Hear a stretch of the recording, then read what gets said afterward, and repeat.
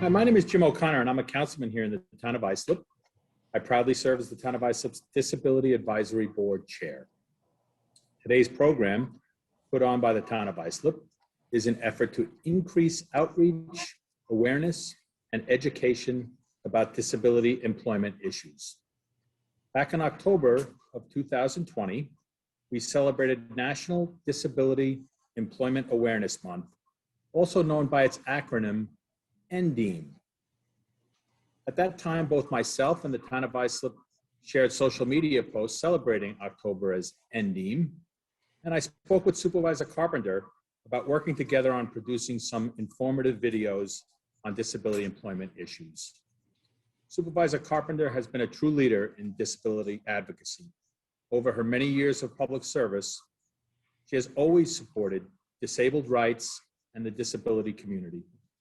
It was with her unwavering and steady leadership and support that the Islip Disability Advisory Board exists and is now thriving to accomplish its mission. Supervisor, thank you for agreeing to do this series, as I think it will be a great public benefit to our community. Thank you so much, Jim. It is a pleasure to be with you today and our panelists. Here in the town of Islip, we really pride ourselves on being an inclusive employer of people of all abilities.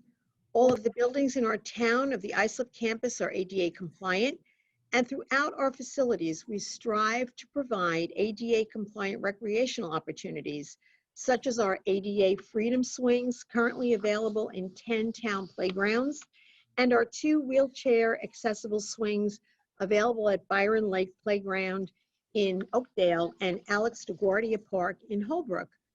More of these swings and additional sign language boards have been included in our plans for the 2021 programs, playground programs. We currently have Moby mats at 4 town beaches, providing easy access to the bay and oceanfront. These mats make it so much easier for wheelchairs to go down or even to walk on, because you're not walking on the sand. The members of the town board and I are totally committed to making all of our assets inclusive of people of all abilities. So without further delay, let's get started. It'd be kind of nice if we can touch on some of the highlights that we have had in the town. So before we begin, let's spotlight some of our major milestones. We were recognized in 2020 for increasing employment opportunities for individuals with disabilities. First was the 100-year anniversary of vocational rehabilitation. This is also known as the Civilian Rehabilitation Act, signed by President Woodrow Wilson, which put forth necessary funding for states to provide prosthetics, vocational guidance, training, occupational adjustment, and placement services to individuals with disabilities. Jim? Which we accomplished in 2020 was that we recognized the 75th anniversary of National Disability Employment Awareness Month in October. National Disability Employment Awareness Month raises awareness about disability employment issues and celebrates the many and varied contributions of America's workers with disabilities. In 2020, we also marked the 30th anniversary of President George Herbert Walker Bush signing the Americans with Disabilities Act into law. The ADA is landmark civil rights legislation that prohibits discrimination against individuals with disabilities. So as you can see, we've been busy. And it is my pleasure today to welcome our panelists to the Disability Employment Awareness Roundtable Series. During this episode, we will discuss important information regarding access to employment and vocational rehabilitation opportunities for individuals with disabilities. Our panelists are Lori Boyd, who is a Workforce Development and Business Relations Coordinator for Adult Center and Continuing Education Services, Vocational Rehabilitation, also known as ACCESS-VR. Lori is a licensed mental health counselor, a certified rehabilitation counselor, and has a master's degree in education. Our next panelist is Doreen E. Nobile, who is a business relations representative with ACCESS-VR. So you can see They're really very, very well represented, and we're delighted to have them with us today. Thank you so much, Supervisor. So, Jim.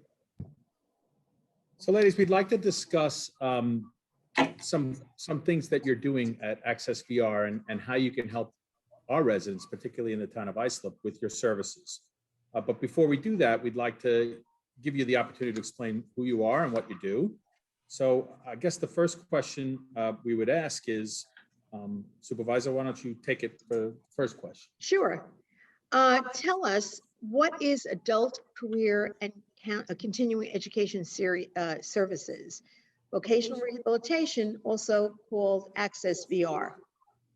Well, ACCESVR is a state agency under the State Education Department. We're here to assist people with disabilities to achieve and maintain employment. We also want to support them in gaining independent living. Our mission basically requires us to provide these services through a series of training, education, rehabilitation, and career development. Our vision is to assist all individuals with disabilities who want to go to work have the opportunity to achieve their employment goals and independence. So who does ACCESVR serve, Lori? Well, we serve individuals within the communities. These individuals have to have a qualifying disability, and they range in ages from individuals who are adolescents getting ready to transition out of the high school setting to the more mature worker. The disabilities that they have, they can occur either at birth or via an accident or a disease, but it all leads to a permanent impairment that will bar them from seeking employment and maintaining it completely independently. So, Lori, tell us, what does ACCES-VR actually focus on? Well, we focus on employment-related services, vocational training, education, job placement, all leading to employment. These assistances that we offer are to help people live independently. We want to make sure that they're able to give into their community and be vocationally minded. I guess we need to know, like, how do you qualify to receive services for ACCES-VR? What are the eligibility criteria? Well, ACCES is an eligibility-based program. So people have to have a physical, mental, emotional, etc. related disability. The eligibility for voc rehab services is not a guarantee for specific services to be sponsored by ACCES for financial support. All of our vocational rehabilitation services are provided by ACCES, which have to include having an individualized plan for employment. We also call it an IPE. This is required to reach employment goals. Sometimes there's a financial need expectation, so the counselors who have been assigned to work with the individuals will talk to them more specifically about their needs, as well as about the assets that they have. ACCES-VR doesn't charge for our services, but there are certain criteria that we have to work within. We encourage anyone to apply for our services as long as you meet the criteria of having a disability that's been documented. We offer a brief orientation that's recorded. It's published on our website. Individuals also have the opportunities to learn about all the services that are going to be right for them. ACCES-VR accepts applications currently by mail and email at this time. In order to be eligible, a person has to have a documented disability that'll impair their ability to seek, obtain, maintain employment independently, as I said before. But we have qualified personnel that will be able to assist them in this process. The person would need the assistance to seek a vocational goal, sometimes of their choice, but also regarding labor market standards. Any services that ACCES-VR would provide would be available for an employment goal as the eventual outcome.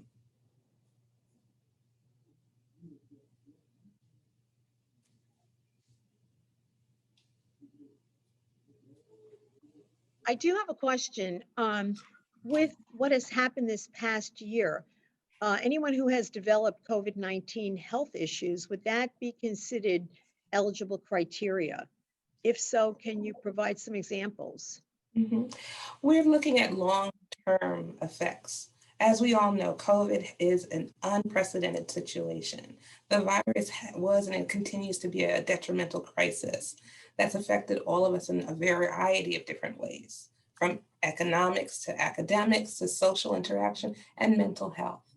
The long-term effects are in the infancy of being studied, but if an individual has issues that are preventing them from meeting vocational goals and needs at this time, and it becomes to be more of a pressing issue, they can reach out to us and we will determine if in fact the person meets our criteria. Great. ACCESVR's business relations team, which Dorian and I are members of, we assist not only our participants, but also our business partners and colleagues in providing some information on current programs, grants, and other assistive information to help them navigate this uncertainty we find ourselves in. Specifically regarding our business partners, we've helped educate them about the payroll protection programs as some of the best practices that they can utilize when applying for assistance. The first roll around, when we had the first payroll protection program that was unveiled in the early part of the year, individuals got caught not understanding when to apply or which banking institution they should go to or who would be available to help them. We were able to kind of direct them on that information. Regarding the participants, the resources that we've assisted them with were for rent and mortgage assistance, where to go to when they have food insecurity, or how to adapt to their job search during the pandemic, especially with academic assistance for parents who have children who are learning remotely, as well as some of the community mental health services and other social services that they find themselves in need of. We're encouraging all of our job seekers right now to be proactive in their job search. We've offered training to assist them in how to adapt to the new circumstances by creating an environment that demonstrates professional demeanor, even though they might be interviewing from their homes or their cars. We've taught them how to arrange their backgrounds, how to censure their children, family members, as well as their pets, because we want to make sure that they are shown in a professional light. Great. Get you into our discussion. What type of services? Can you give us some examples of the types of services that ACCESVR offers to participants? Sure, absolutely. So some of the examples of the services we provide, our counselors in our office are all master's level rehabilitation counselors. They provide vocational counseling and guidance to help people to decide on an appropriate career goal. They can sponsor assessments and evaluations at our partner agencies.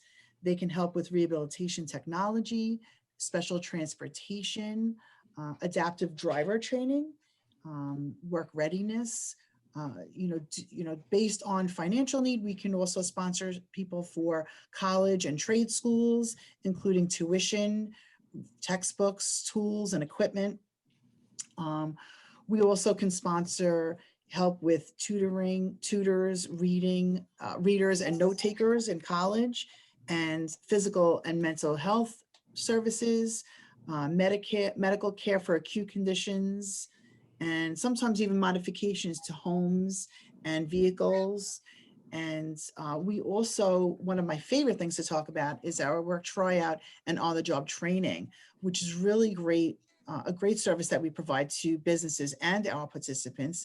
They are reimbursed internships that we coordinate with businesses in the community. So say I have a recent graduate in accounting, I may reach out to an office and see if they would be willing to have someone do a work tryout with them for a month or two to see if they have the skills that would be necessary for that type of job. And we could reimburse at 100% with that. We also can help with occupational and business licenses for people who, need help with that. And this is just a little bit of, the services that we provide. There's so much information on our website. So if anyone would like to have more information about what we specifically do, you can click on the business relations team link on our website, and it'll give a lot of information on all that. Doreen, both you and Lori have sort of alluded to partnerships. So can you give us some example of agencies or businesses or resources that you do partner with so that you can better deliver these services? Absolutely. So we partner with many different offices, throughout the state, but specifically on Long Island, we partner with the New York State Department of Labor and the New York State Commission for the Blind, our Long Island Independent Living Centers, schools. Our counselors are in every high school on the island, colleges, provider agencies, local, small and larger chain businesses, as well as parent groups. Some other partners include New York State Disability Rights Group, New York State Justice Center, New York State Office of Alcoholism and Substance Abuse, New York State Office of Mental Health, the Office for Persons with Developmental Disabilities, U.S. Department of Education, which we are actually a part of, and the Veterans Administration, and many other vocational rehabilitation programs. One organization that I just want to give a little highlight to is the Suffolk Independent Living Organization located in Medford, which is a great resource for the people that we support. We call them SILO, their acronym, and they provide assistance with a wide variety of services, such as Department of Social Service programs, including helping people get food stamps, heating assistance, housing options, assistance including emergency housing, mental health services, legal services, assistive technology. They have a great lending closet for people who need some type of medical equipment for their disability, where someone can actually borrow a piece of equipment for a couple of months even to see if that would help them. And it's a really great program. And professional clothing they can help with, and social skills building, as well as peer counseling, support groups, and much more. This is just a snapshot. We work very closely in partnership with them. In fact, just a little personal story, a young woman that I assisted in finding a job a couple of years ago, she's a single mother of 3 in the town of Islip, and she lost all the food in her refrigerator. She's on food stamps, and she lost all of her food, and she had nothing to feed her 3 children. And Silo actually helped her to get money to replace the food in her refrigerator, and somehow they ended up getting her, I think, $300 or $400, as well as connecting her with local food pantries. So they're a great resource for people as well. Right. I'm going to go a little bit off script if I can, and try and develop this into a little bit of a discussion. So the supervisor mentioned in her opening remarks all of the great things we're doing here in the town to provide access to people with disabilities, but we're also an employer. The town is also an employer, a fairly significant employer here in our community, and we employ people with disabilities. Other employers who were looking to employ people with disabilities, would they be able to contact you and partner with you? Please, we welcome that. That's really a big part of my job in Suffolk County. And I really enjoy talking to different businesses in the community about the variety of services that we provide. We stand in the middle of the job seeker and the employer, whoever that might be. And once we know what the job skills are that are required for a certain job, we can look and see who we have that could fit that job. And I can do some pre-screening of candidates and bring the best candidates to the job. So, they can interview, people to see if they would be a good fit. We could also set up, some work tryouts for people too. So it's a great way to, fulfill your staffing needs. Anybody, whether it's a nonprofit like the town or a for-profit business, we would love to really have individual conversations with businesses in the community. Mm-hmm. Lori, bringing it back to you if we can. Sure. This is a strange time we're living in. Here we are, we're having this meeting virtually. We've all become experts at Zoom because of the demands that we're faced with in this international crisis, really. And we're all being forced to social distance. We're staying far enough apart and wearing our masks. The COVID-19 pandemic has forced many of us to adapt or pivot to the way we typically do business. Can you share any new strategies or programs that ACCESS-VR has introduced to participants that are seeking employment opportunities to utilize your agency resources during the coronavirus pandemic? Absolutely. Our business relations team has created some trainings for instance, virtual interviewing, as I mentioned earlier. But also many of our agency partners are currently providing in-person services as well as virtual assistance for our job seekers. Our Department of Labor partners have initiated virtual job fairs. Suffolk County has created a job search portal called Suffolk Forward that residents can utilize have the assistance for their job search. Many activities are being done virtually during this pandemic, and we've all had to shift how we do things to this new digital platform. As you said, Councilman, we're becoming experts at using Zoom, Teams, and all the like. However, we're still having those who are having problems with lacking having those technology pieces or the ability to do them. So that's why we're also offering phone calls as well. So we're having that human condition and connection. Lori, can you tell us some of the challenges and the barriers that you're addressing on behalf of the disability community? Absolutely. Some of the residents of Long Island lack technology or the ability to use it. With that being said, ACCESS strives to assist these individuals by obtaining resources or assistance in learning how to do this and learning how to navigate them. Whether we pair them up with one of our partner agencies or our provider agencies to get that additional assistance, the individuals are still struggling with obtaining self-sustaining employment. And we're seeing this as a major issue. I believe I covered quite a few pieces, but Doreen, can you help me out to make sure I haven't forgotten anything? I just really would love to add to that, Lori, that although many people have found jobs, many of them are not earning the living wage that is required to live on Long Island. So we, as a team, we seek to not only find individuals employment, but the opportunity to advance and earn higher wages with more responsibility. Absolutely. So this is where I usually try to talk about the challenge that I offer to our business partners within the community. We're all striving to help each other and we all trying to be much better. I want us to think beyond the current crisis we find ourselves in. Realistically, we'd be asking for employment opportunities for our skilled and qualified people with disabilities. However, business partners don't have to do that alone. There are other areas in which they can help. For instance, we can ask individuals to consider offering your expertise by creating an internship opportunity for a person who's newly trained in the field or industry. We want to help out with having you come and participate in a mentoring day where your staff can detail how their career paths were created and developed.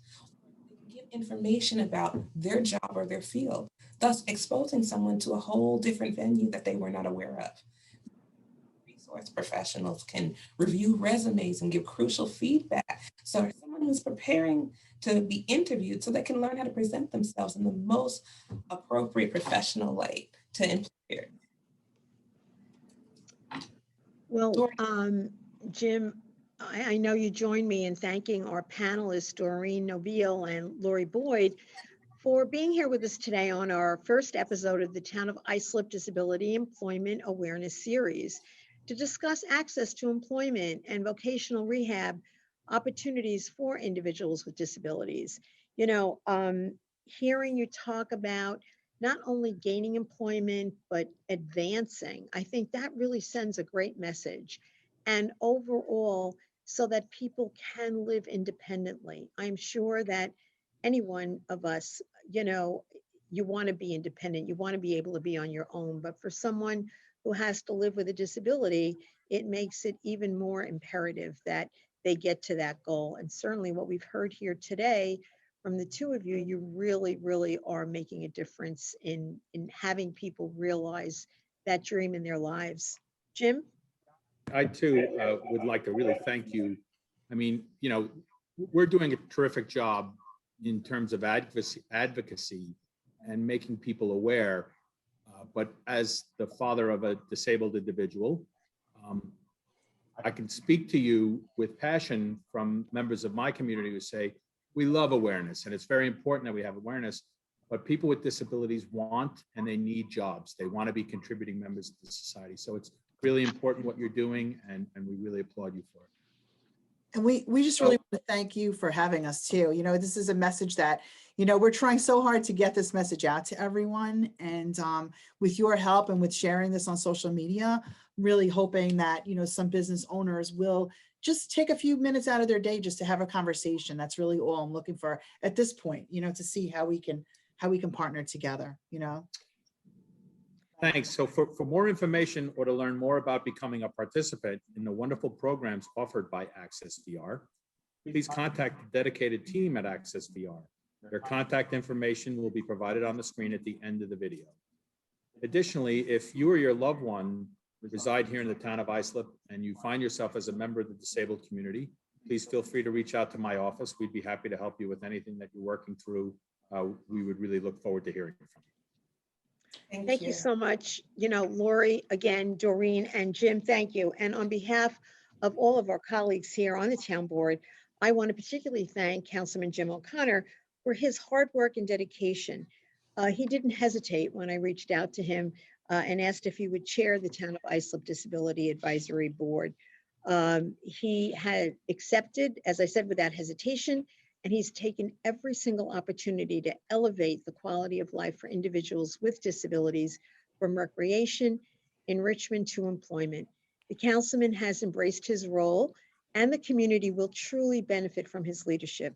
So we thank you all and look forward to seeing you again for our next episode.